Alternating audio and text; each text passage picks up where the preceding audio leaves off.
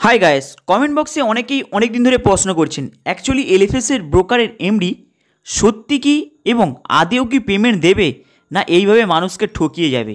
এই বিষয়টি নিয়ে কমেন্ট বক্সে অনেকেই প্রশ্ন করে এবং বলে যে অ্যাকচুয়ালি নতুন আপডেট দিন এর সম্পর্কে। দেখুন, আপনারা বিগত কয়েক মাস আগে শুনেছিলেন এলএফএস ব্রোকারের এমডি অলরেডি ওদের শেয়ার রয়েছে, সেই শেয়ার থেকে আপনাদের কিছু পার্সেন্টেজটা দেবে, কিন্তু এটা কতটা দেবে, কিভাবে দেবে, কোনো অ্যানাউন্সমেন্ট নেই। প্লাস আপনারা জানেন এলএফএসের এমডি টোটাল দুটি ম্যাটারে অলরেডি আইনের শৃঙ্খলার মধ্যে জড়িয়ে গিয়েছে।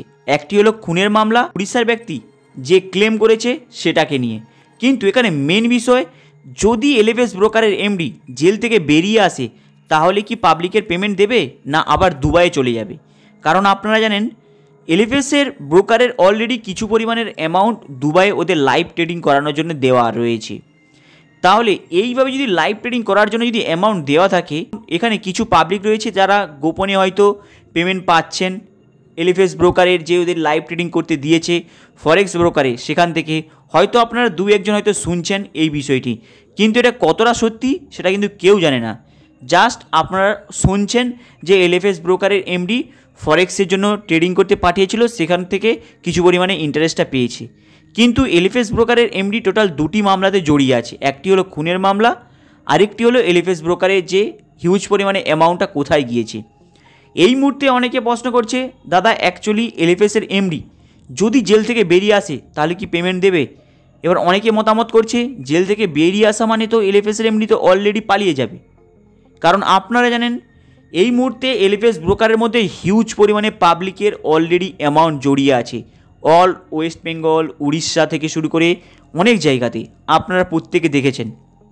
তাই যদি এমডি বেরিয়ে আসে, প্রথম এখানে পদক্ষেপ হবে যে পেমেন্টটা কবে দেবে, না হলে অলরেডি প্রিন্সিপাল অ্যামাউন্ট মানে যাকে আপনারা পে আউট বলে সেটা কবে দেবে। এটার জন্য প্রায় কয়েক হাজার হাজার মানুষ এখানে অপেক্ষা করছে। তাই এখানে উড়িষ্যার ব্যক্তি যারা কেস করেছে, আপনারা প্রত্যেকে দেখেছেন আর্টিকেলটা, যেখানে প্রায় 600 কোটি টাকার স্ক্যাম মানে হয়েছে। তাহলে সেই 600 কোটি টাকা যদি এই এলএফএস ব্রোকারের মধ্যে যদি ডিপোজিটটা হয়, তাহলে সেই অ্যামাউন্টটা অ্যাকচুয়ালি কোথায় রয়েছে? এই বিষয়টি কিন্তু উড়িষ্যার ব্যক্তি যারা কেস করেছে এবং ওদের যে জাজমেন্ট থেকে শুরু করে কোর্টের আরও যত জাজমেন্ট রয়েছে তাদের কাছে কিন্তু একটাই প্রশ্ন, এই যে হিউজ পরিমাণ অ্যামাউন্টটা তুলেছে সেই অ্যামাউন্টটা অ্যাকচুয়ালি কোথায় রয়েছে? কারণ সেই অ্যামাউন্টটা না পাওয়া পর্যন্ত উড়িষ্যায় যে অলরেডি কেসের মধ্যে জড়িয়ে আছে এই এলএফএস ব্রোকারের এমডি, সে কিন্তু ছাড়া পাবে না। প্লাস অনেকে কমেন্ট বক্সে কমেন্টও করে থাকে অ্যাকচুয়ালি এলএফএসের এমডি ছাড়া পেলে কবে ছাড়া পেতে পারে। এখানে কিন্তু বিশেষ এই প্রশ্নটি অনেকেই করে। দেখুন, এখানে আপনাদের মেন কিছু বিষয় জানতে হবে। এখানে মেন প্রবলেমটা কোথায় হচ্ছে? পেমেন্ট পে আউটটা নিয়ে। উড়িষ্যার ব্যক্তি কেন কেস করেছে? পেমেন্ট কিংবা পে আউটটা নেওয়ার জন্যই তারা কেসটা করেছে।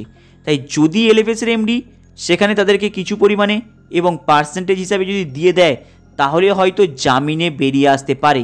মাথায় রাখবেন, জামিনে, কেস থেকে কিন্তু ছুটবে না, জামিনে বেরিয়ে আসতে পারে। কিন্তু এতটা সোজা আপনাদেরকে মনে হয়? কারণ যারা প্রায় হাজার হাজার টাকা খরচা করে এই কেসটি করেছে এবং এলএফএসের এমডিকে অলরেডি উড়িষ্যার কোর্টের ইওডব্লিউর মাধ্যমে আইনের মধ্যে একটা রেখেছে, তারা এত যে অ্যামাউন্ট যে খরচা করছে, তারা তো বেকার তো খরচা করছে না, কিছু না কিছু তো বুঝেই তারা খরচা করছে। তাই তারাও চায় যে তারা যে এত অ্যামাউন্ট যে খরচা করেছে, প্লাস তাদের যে ডিপোজিটের যে অ্যামাউন্ট রয়েছে সেটা যেন তারা ফিরে পায়। এই জন্যেই কিন্তু তারা কেস করেছে, তাই তারা কিন্তু হঠাৎই ছাড়বে না। এই বিষয়টি আপনাদের প্রত্যেকে বুঝতে হবে। তাই অনেকে হয়তো ভাবছে যে যদি জেল থেকে বেরিয়ে আসে, জামিনে যদি বেরিয়ে আসে তাহলে পেমেন্টটা ক্লিয়ার করে দেবে। কিন্তু একটি জিনিস ভাবুন, জেলে যারা পাঠিয়েছে তাদেরকে কিন্তু পেমেন্টটা না দিলে, প্লাস কিছু নিয়ম শৃঙ্খলা আরও অনেক কিছু রয়েছে যেটা এই কেসের মধ্যে অনেকে অলরেডি মামলা দায়ী করে রেখেছে, অলরেডি যাদের অলরেডি বড় বড় অ্যামাউন্ট আপনারা প্রত্যেকে জানেন, অনেকে কিন্তু এর মধ্যে সামিল রয়েছে। তাই যদি এলএফএসের এমডি কিছু পরিমাণে যদি অ্যামাউন্ট না দেয়, যদি লুকিয়ে যদি রাখে, তাহলে ভেবে নেবেন এই কেস কতদিন চলবে আপনি নিজেও জানেন না। তাই আপনারা বিগত জাস্ট আপডেটের জন্য অপেক্ষা করতে পারেন, কিন্তু অ্যামাউন্টটা একমাত্র হাতে রয়েছে এলএফএসের এমডির। তো আপনারা এখানে কবে পেমেন্ট পাবেন সেই বিষয় নিয়ে যদি কমেন্ট বক্সে কমেন্ট করেন, আপনাকে কিন্তু কেউ উত্তর দিতে পারবে না। এই জিনিসটা কিন্তু মাথায় রাখবেন। তাই হাই গাইস, এই এলএফএস ব্রোকারের সম্পর্কে অলরেডি অনেক কিছু বলে দিলাম, কিন্তু ওয়েট করুন, সময়ের সাথে সাথে দেখা যাবে পেমেন্ট দিতে পারবে কি না। কারণ যদি না পারে তাহলে কি অবস্থাটা হবে আপনারা প্রত্যেকে জানেন, সবাই প্রচুর পরিমাণে খেপে রয়েছে। চলুন দেখা হবে আবার নেক্সট ভিডিওতে, চ্যানেলটাকে আপনারা সাবস্ক্রাইব করে দেবেন।